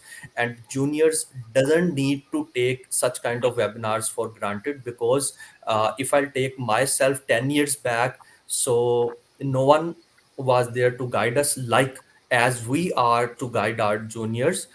So we need to google it, from go to library, read books, google it, and we need to go through from a number of YouTube videos. Sometimes would get confused, someone is saying giving different concept about that, some videos giving different concepts, so we really get confused. So so youngsters need to know that if if you'll see Dr. Nawaz or Dr. Jatish right now, after 10 years, after 11 years at this stage, so there is a sacrifice, a lot of sacrifice. Don't forget that sacrifice. Don't think that you will enroll and without doing anything you'll earn your degree, or you'll be back and you'll be appointed as associate or assistant professor. So the biggest problem with our grooming from home is that we tell our children, you are king or you're queen of my heart, but we need to let them know that there is another world outside of this home, and there the chances of getting rejection is also there. So if you'll ever get rejected, don't be depressed. So we need to groom them accordingly as well. So these are my views, these are the reasons. And one more thing, if um, I don't know why I'll say these sentences again and again. Try to evaluate yourself. Research, honestly speaking, research is not for everyone. If you'll feel that you cannot read for hours, you cannot write, you cannot rewrite again and again, so don't get enrolled in yourself in research. So research or academics is not for you. So there are a lot other fields in which you can excel better than us. So these are my views about this question. Thank you, sir. Thank you very much, Dr. Talat Islam. As usual, you have given a fantastic answer to this, and I was enjoying what you were referring and recommending. Yes, indeed, our aim of this as well is the same, that we need to spread the and create the awareness regarding the PhD journey, research journey, and how can you excel in the academics, particularly. And that's why we are all are here to help out and to guide the people who are coming to this field, particularly the younger researchers who will face these kind of things which we have already faced. And I like the phrase which Dr. Talat Islam shared, that he quoted the Dr. Jatish Kumar, that not only by seeing him that he has reached to this position, but he has made a lot of sacrifices regarding that. Yes, everyone has reached to this level by sacrificing a lot. So there is always price for everything. You have to pay for that. By not doing anything, you can't reach to anywhere. So very well said answer, Dr. Khalid Islam. Thank you very much. Finally, I would just take your final concluding remarks, and what's your message to the world as a researcher, teacher, trainer, learner, professional, and educator. So I start from Dr. Jatish Kumar. What is your concluding remarks and your message to the world? Message to the students is, if you want to join the PhD program, please think again that is it the thing you wanted to start, and find the reason to join PhD. Just don't follow that everyone is doing PhD, so you need to follow. Ask yourself actually, that is it the right thing you want to achieve actually, and then plan for next 3 to 4 years actually, because we as well as your potential supervisor will be very very disheartened actually if you don't finish the thing what you have started. So planning is the most important. Planning is not only the time management, planning of sacrifices, planning of finance, planning of your dependents and so on, those other factors which we have to consider. So plan it, and before planning, find that is it the right thing you want to start. That's it. Thank you so much. Yeah. Thank you very much. Wonderful message to the world and particularly to the student. Okay, we take the opinion of the Dr. Talat Islam. Yes, what's your message to the world and what is your concluding remarks? Yes, please. Yeah, my message is that don't get benefit at the expense of others. So you need to take every step to reach at a certain level. So if you'll jump 3 or 4 steps, chances are there you'll be successful in a shorter span of time, but in a longer span of time, you cannot be of that much successful. Okay, remember that slow and steady wins the race, and never give up, never ever let people influence on your thoughts, on your perceptions. So they will talk, they will say bad about you in any case. So that's my message. So be focused, be focused. So give yourself some time that what you want to do with your life, and be focused. Thank you. Thank you very much for a wonderful message. What I could conclude is Dr. Talat Islam has said that there is no shortcut to success. You have to work hard. And secondly, don't quit.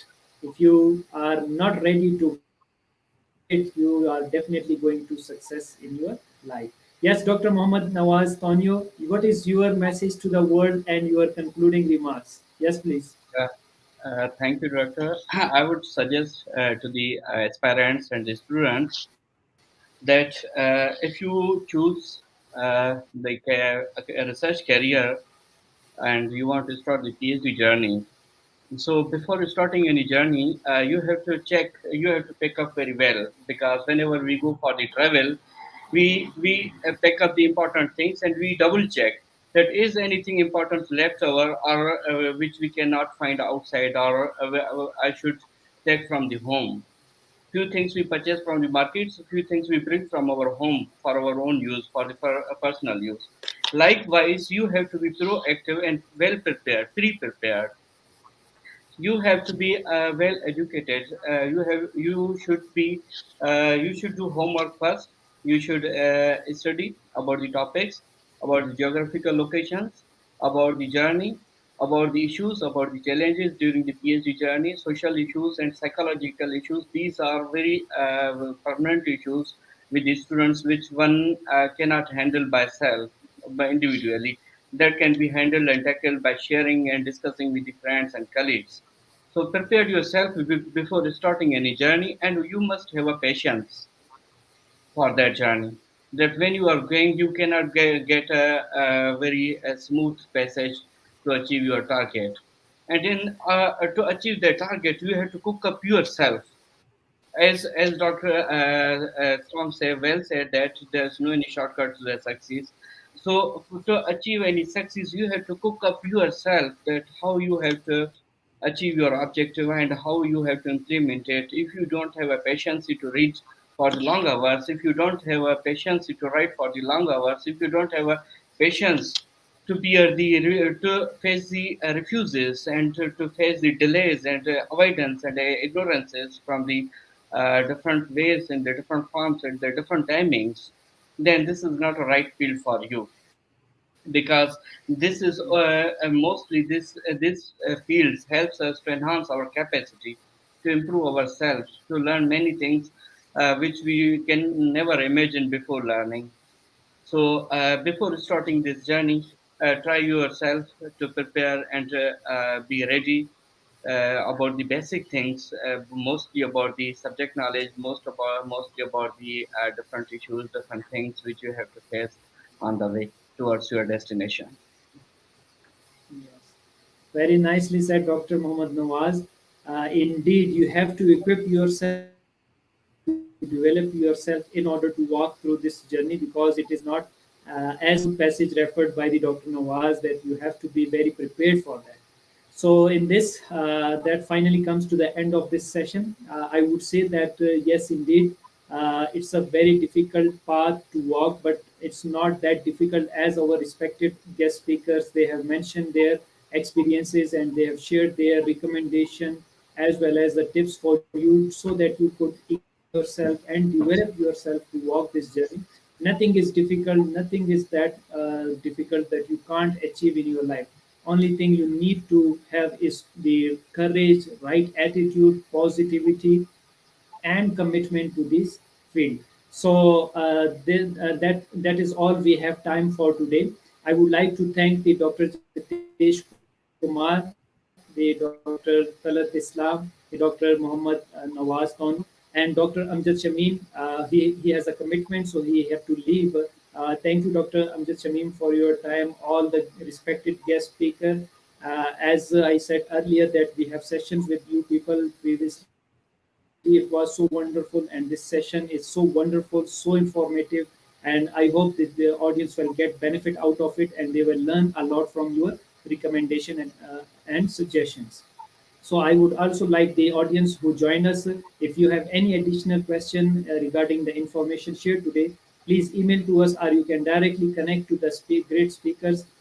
We will provide their email addresses and they have the social media accounts as well. So you contact them. They are very generous. They are always open for any research collaboration and for work with you. Thank you all for your support and liking our sessions. Stay tuned as many sessions are on the way. Please do not miss any session. So till next session, take care of yourself, stay safe and blessed. Bye bye.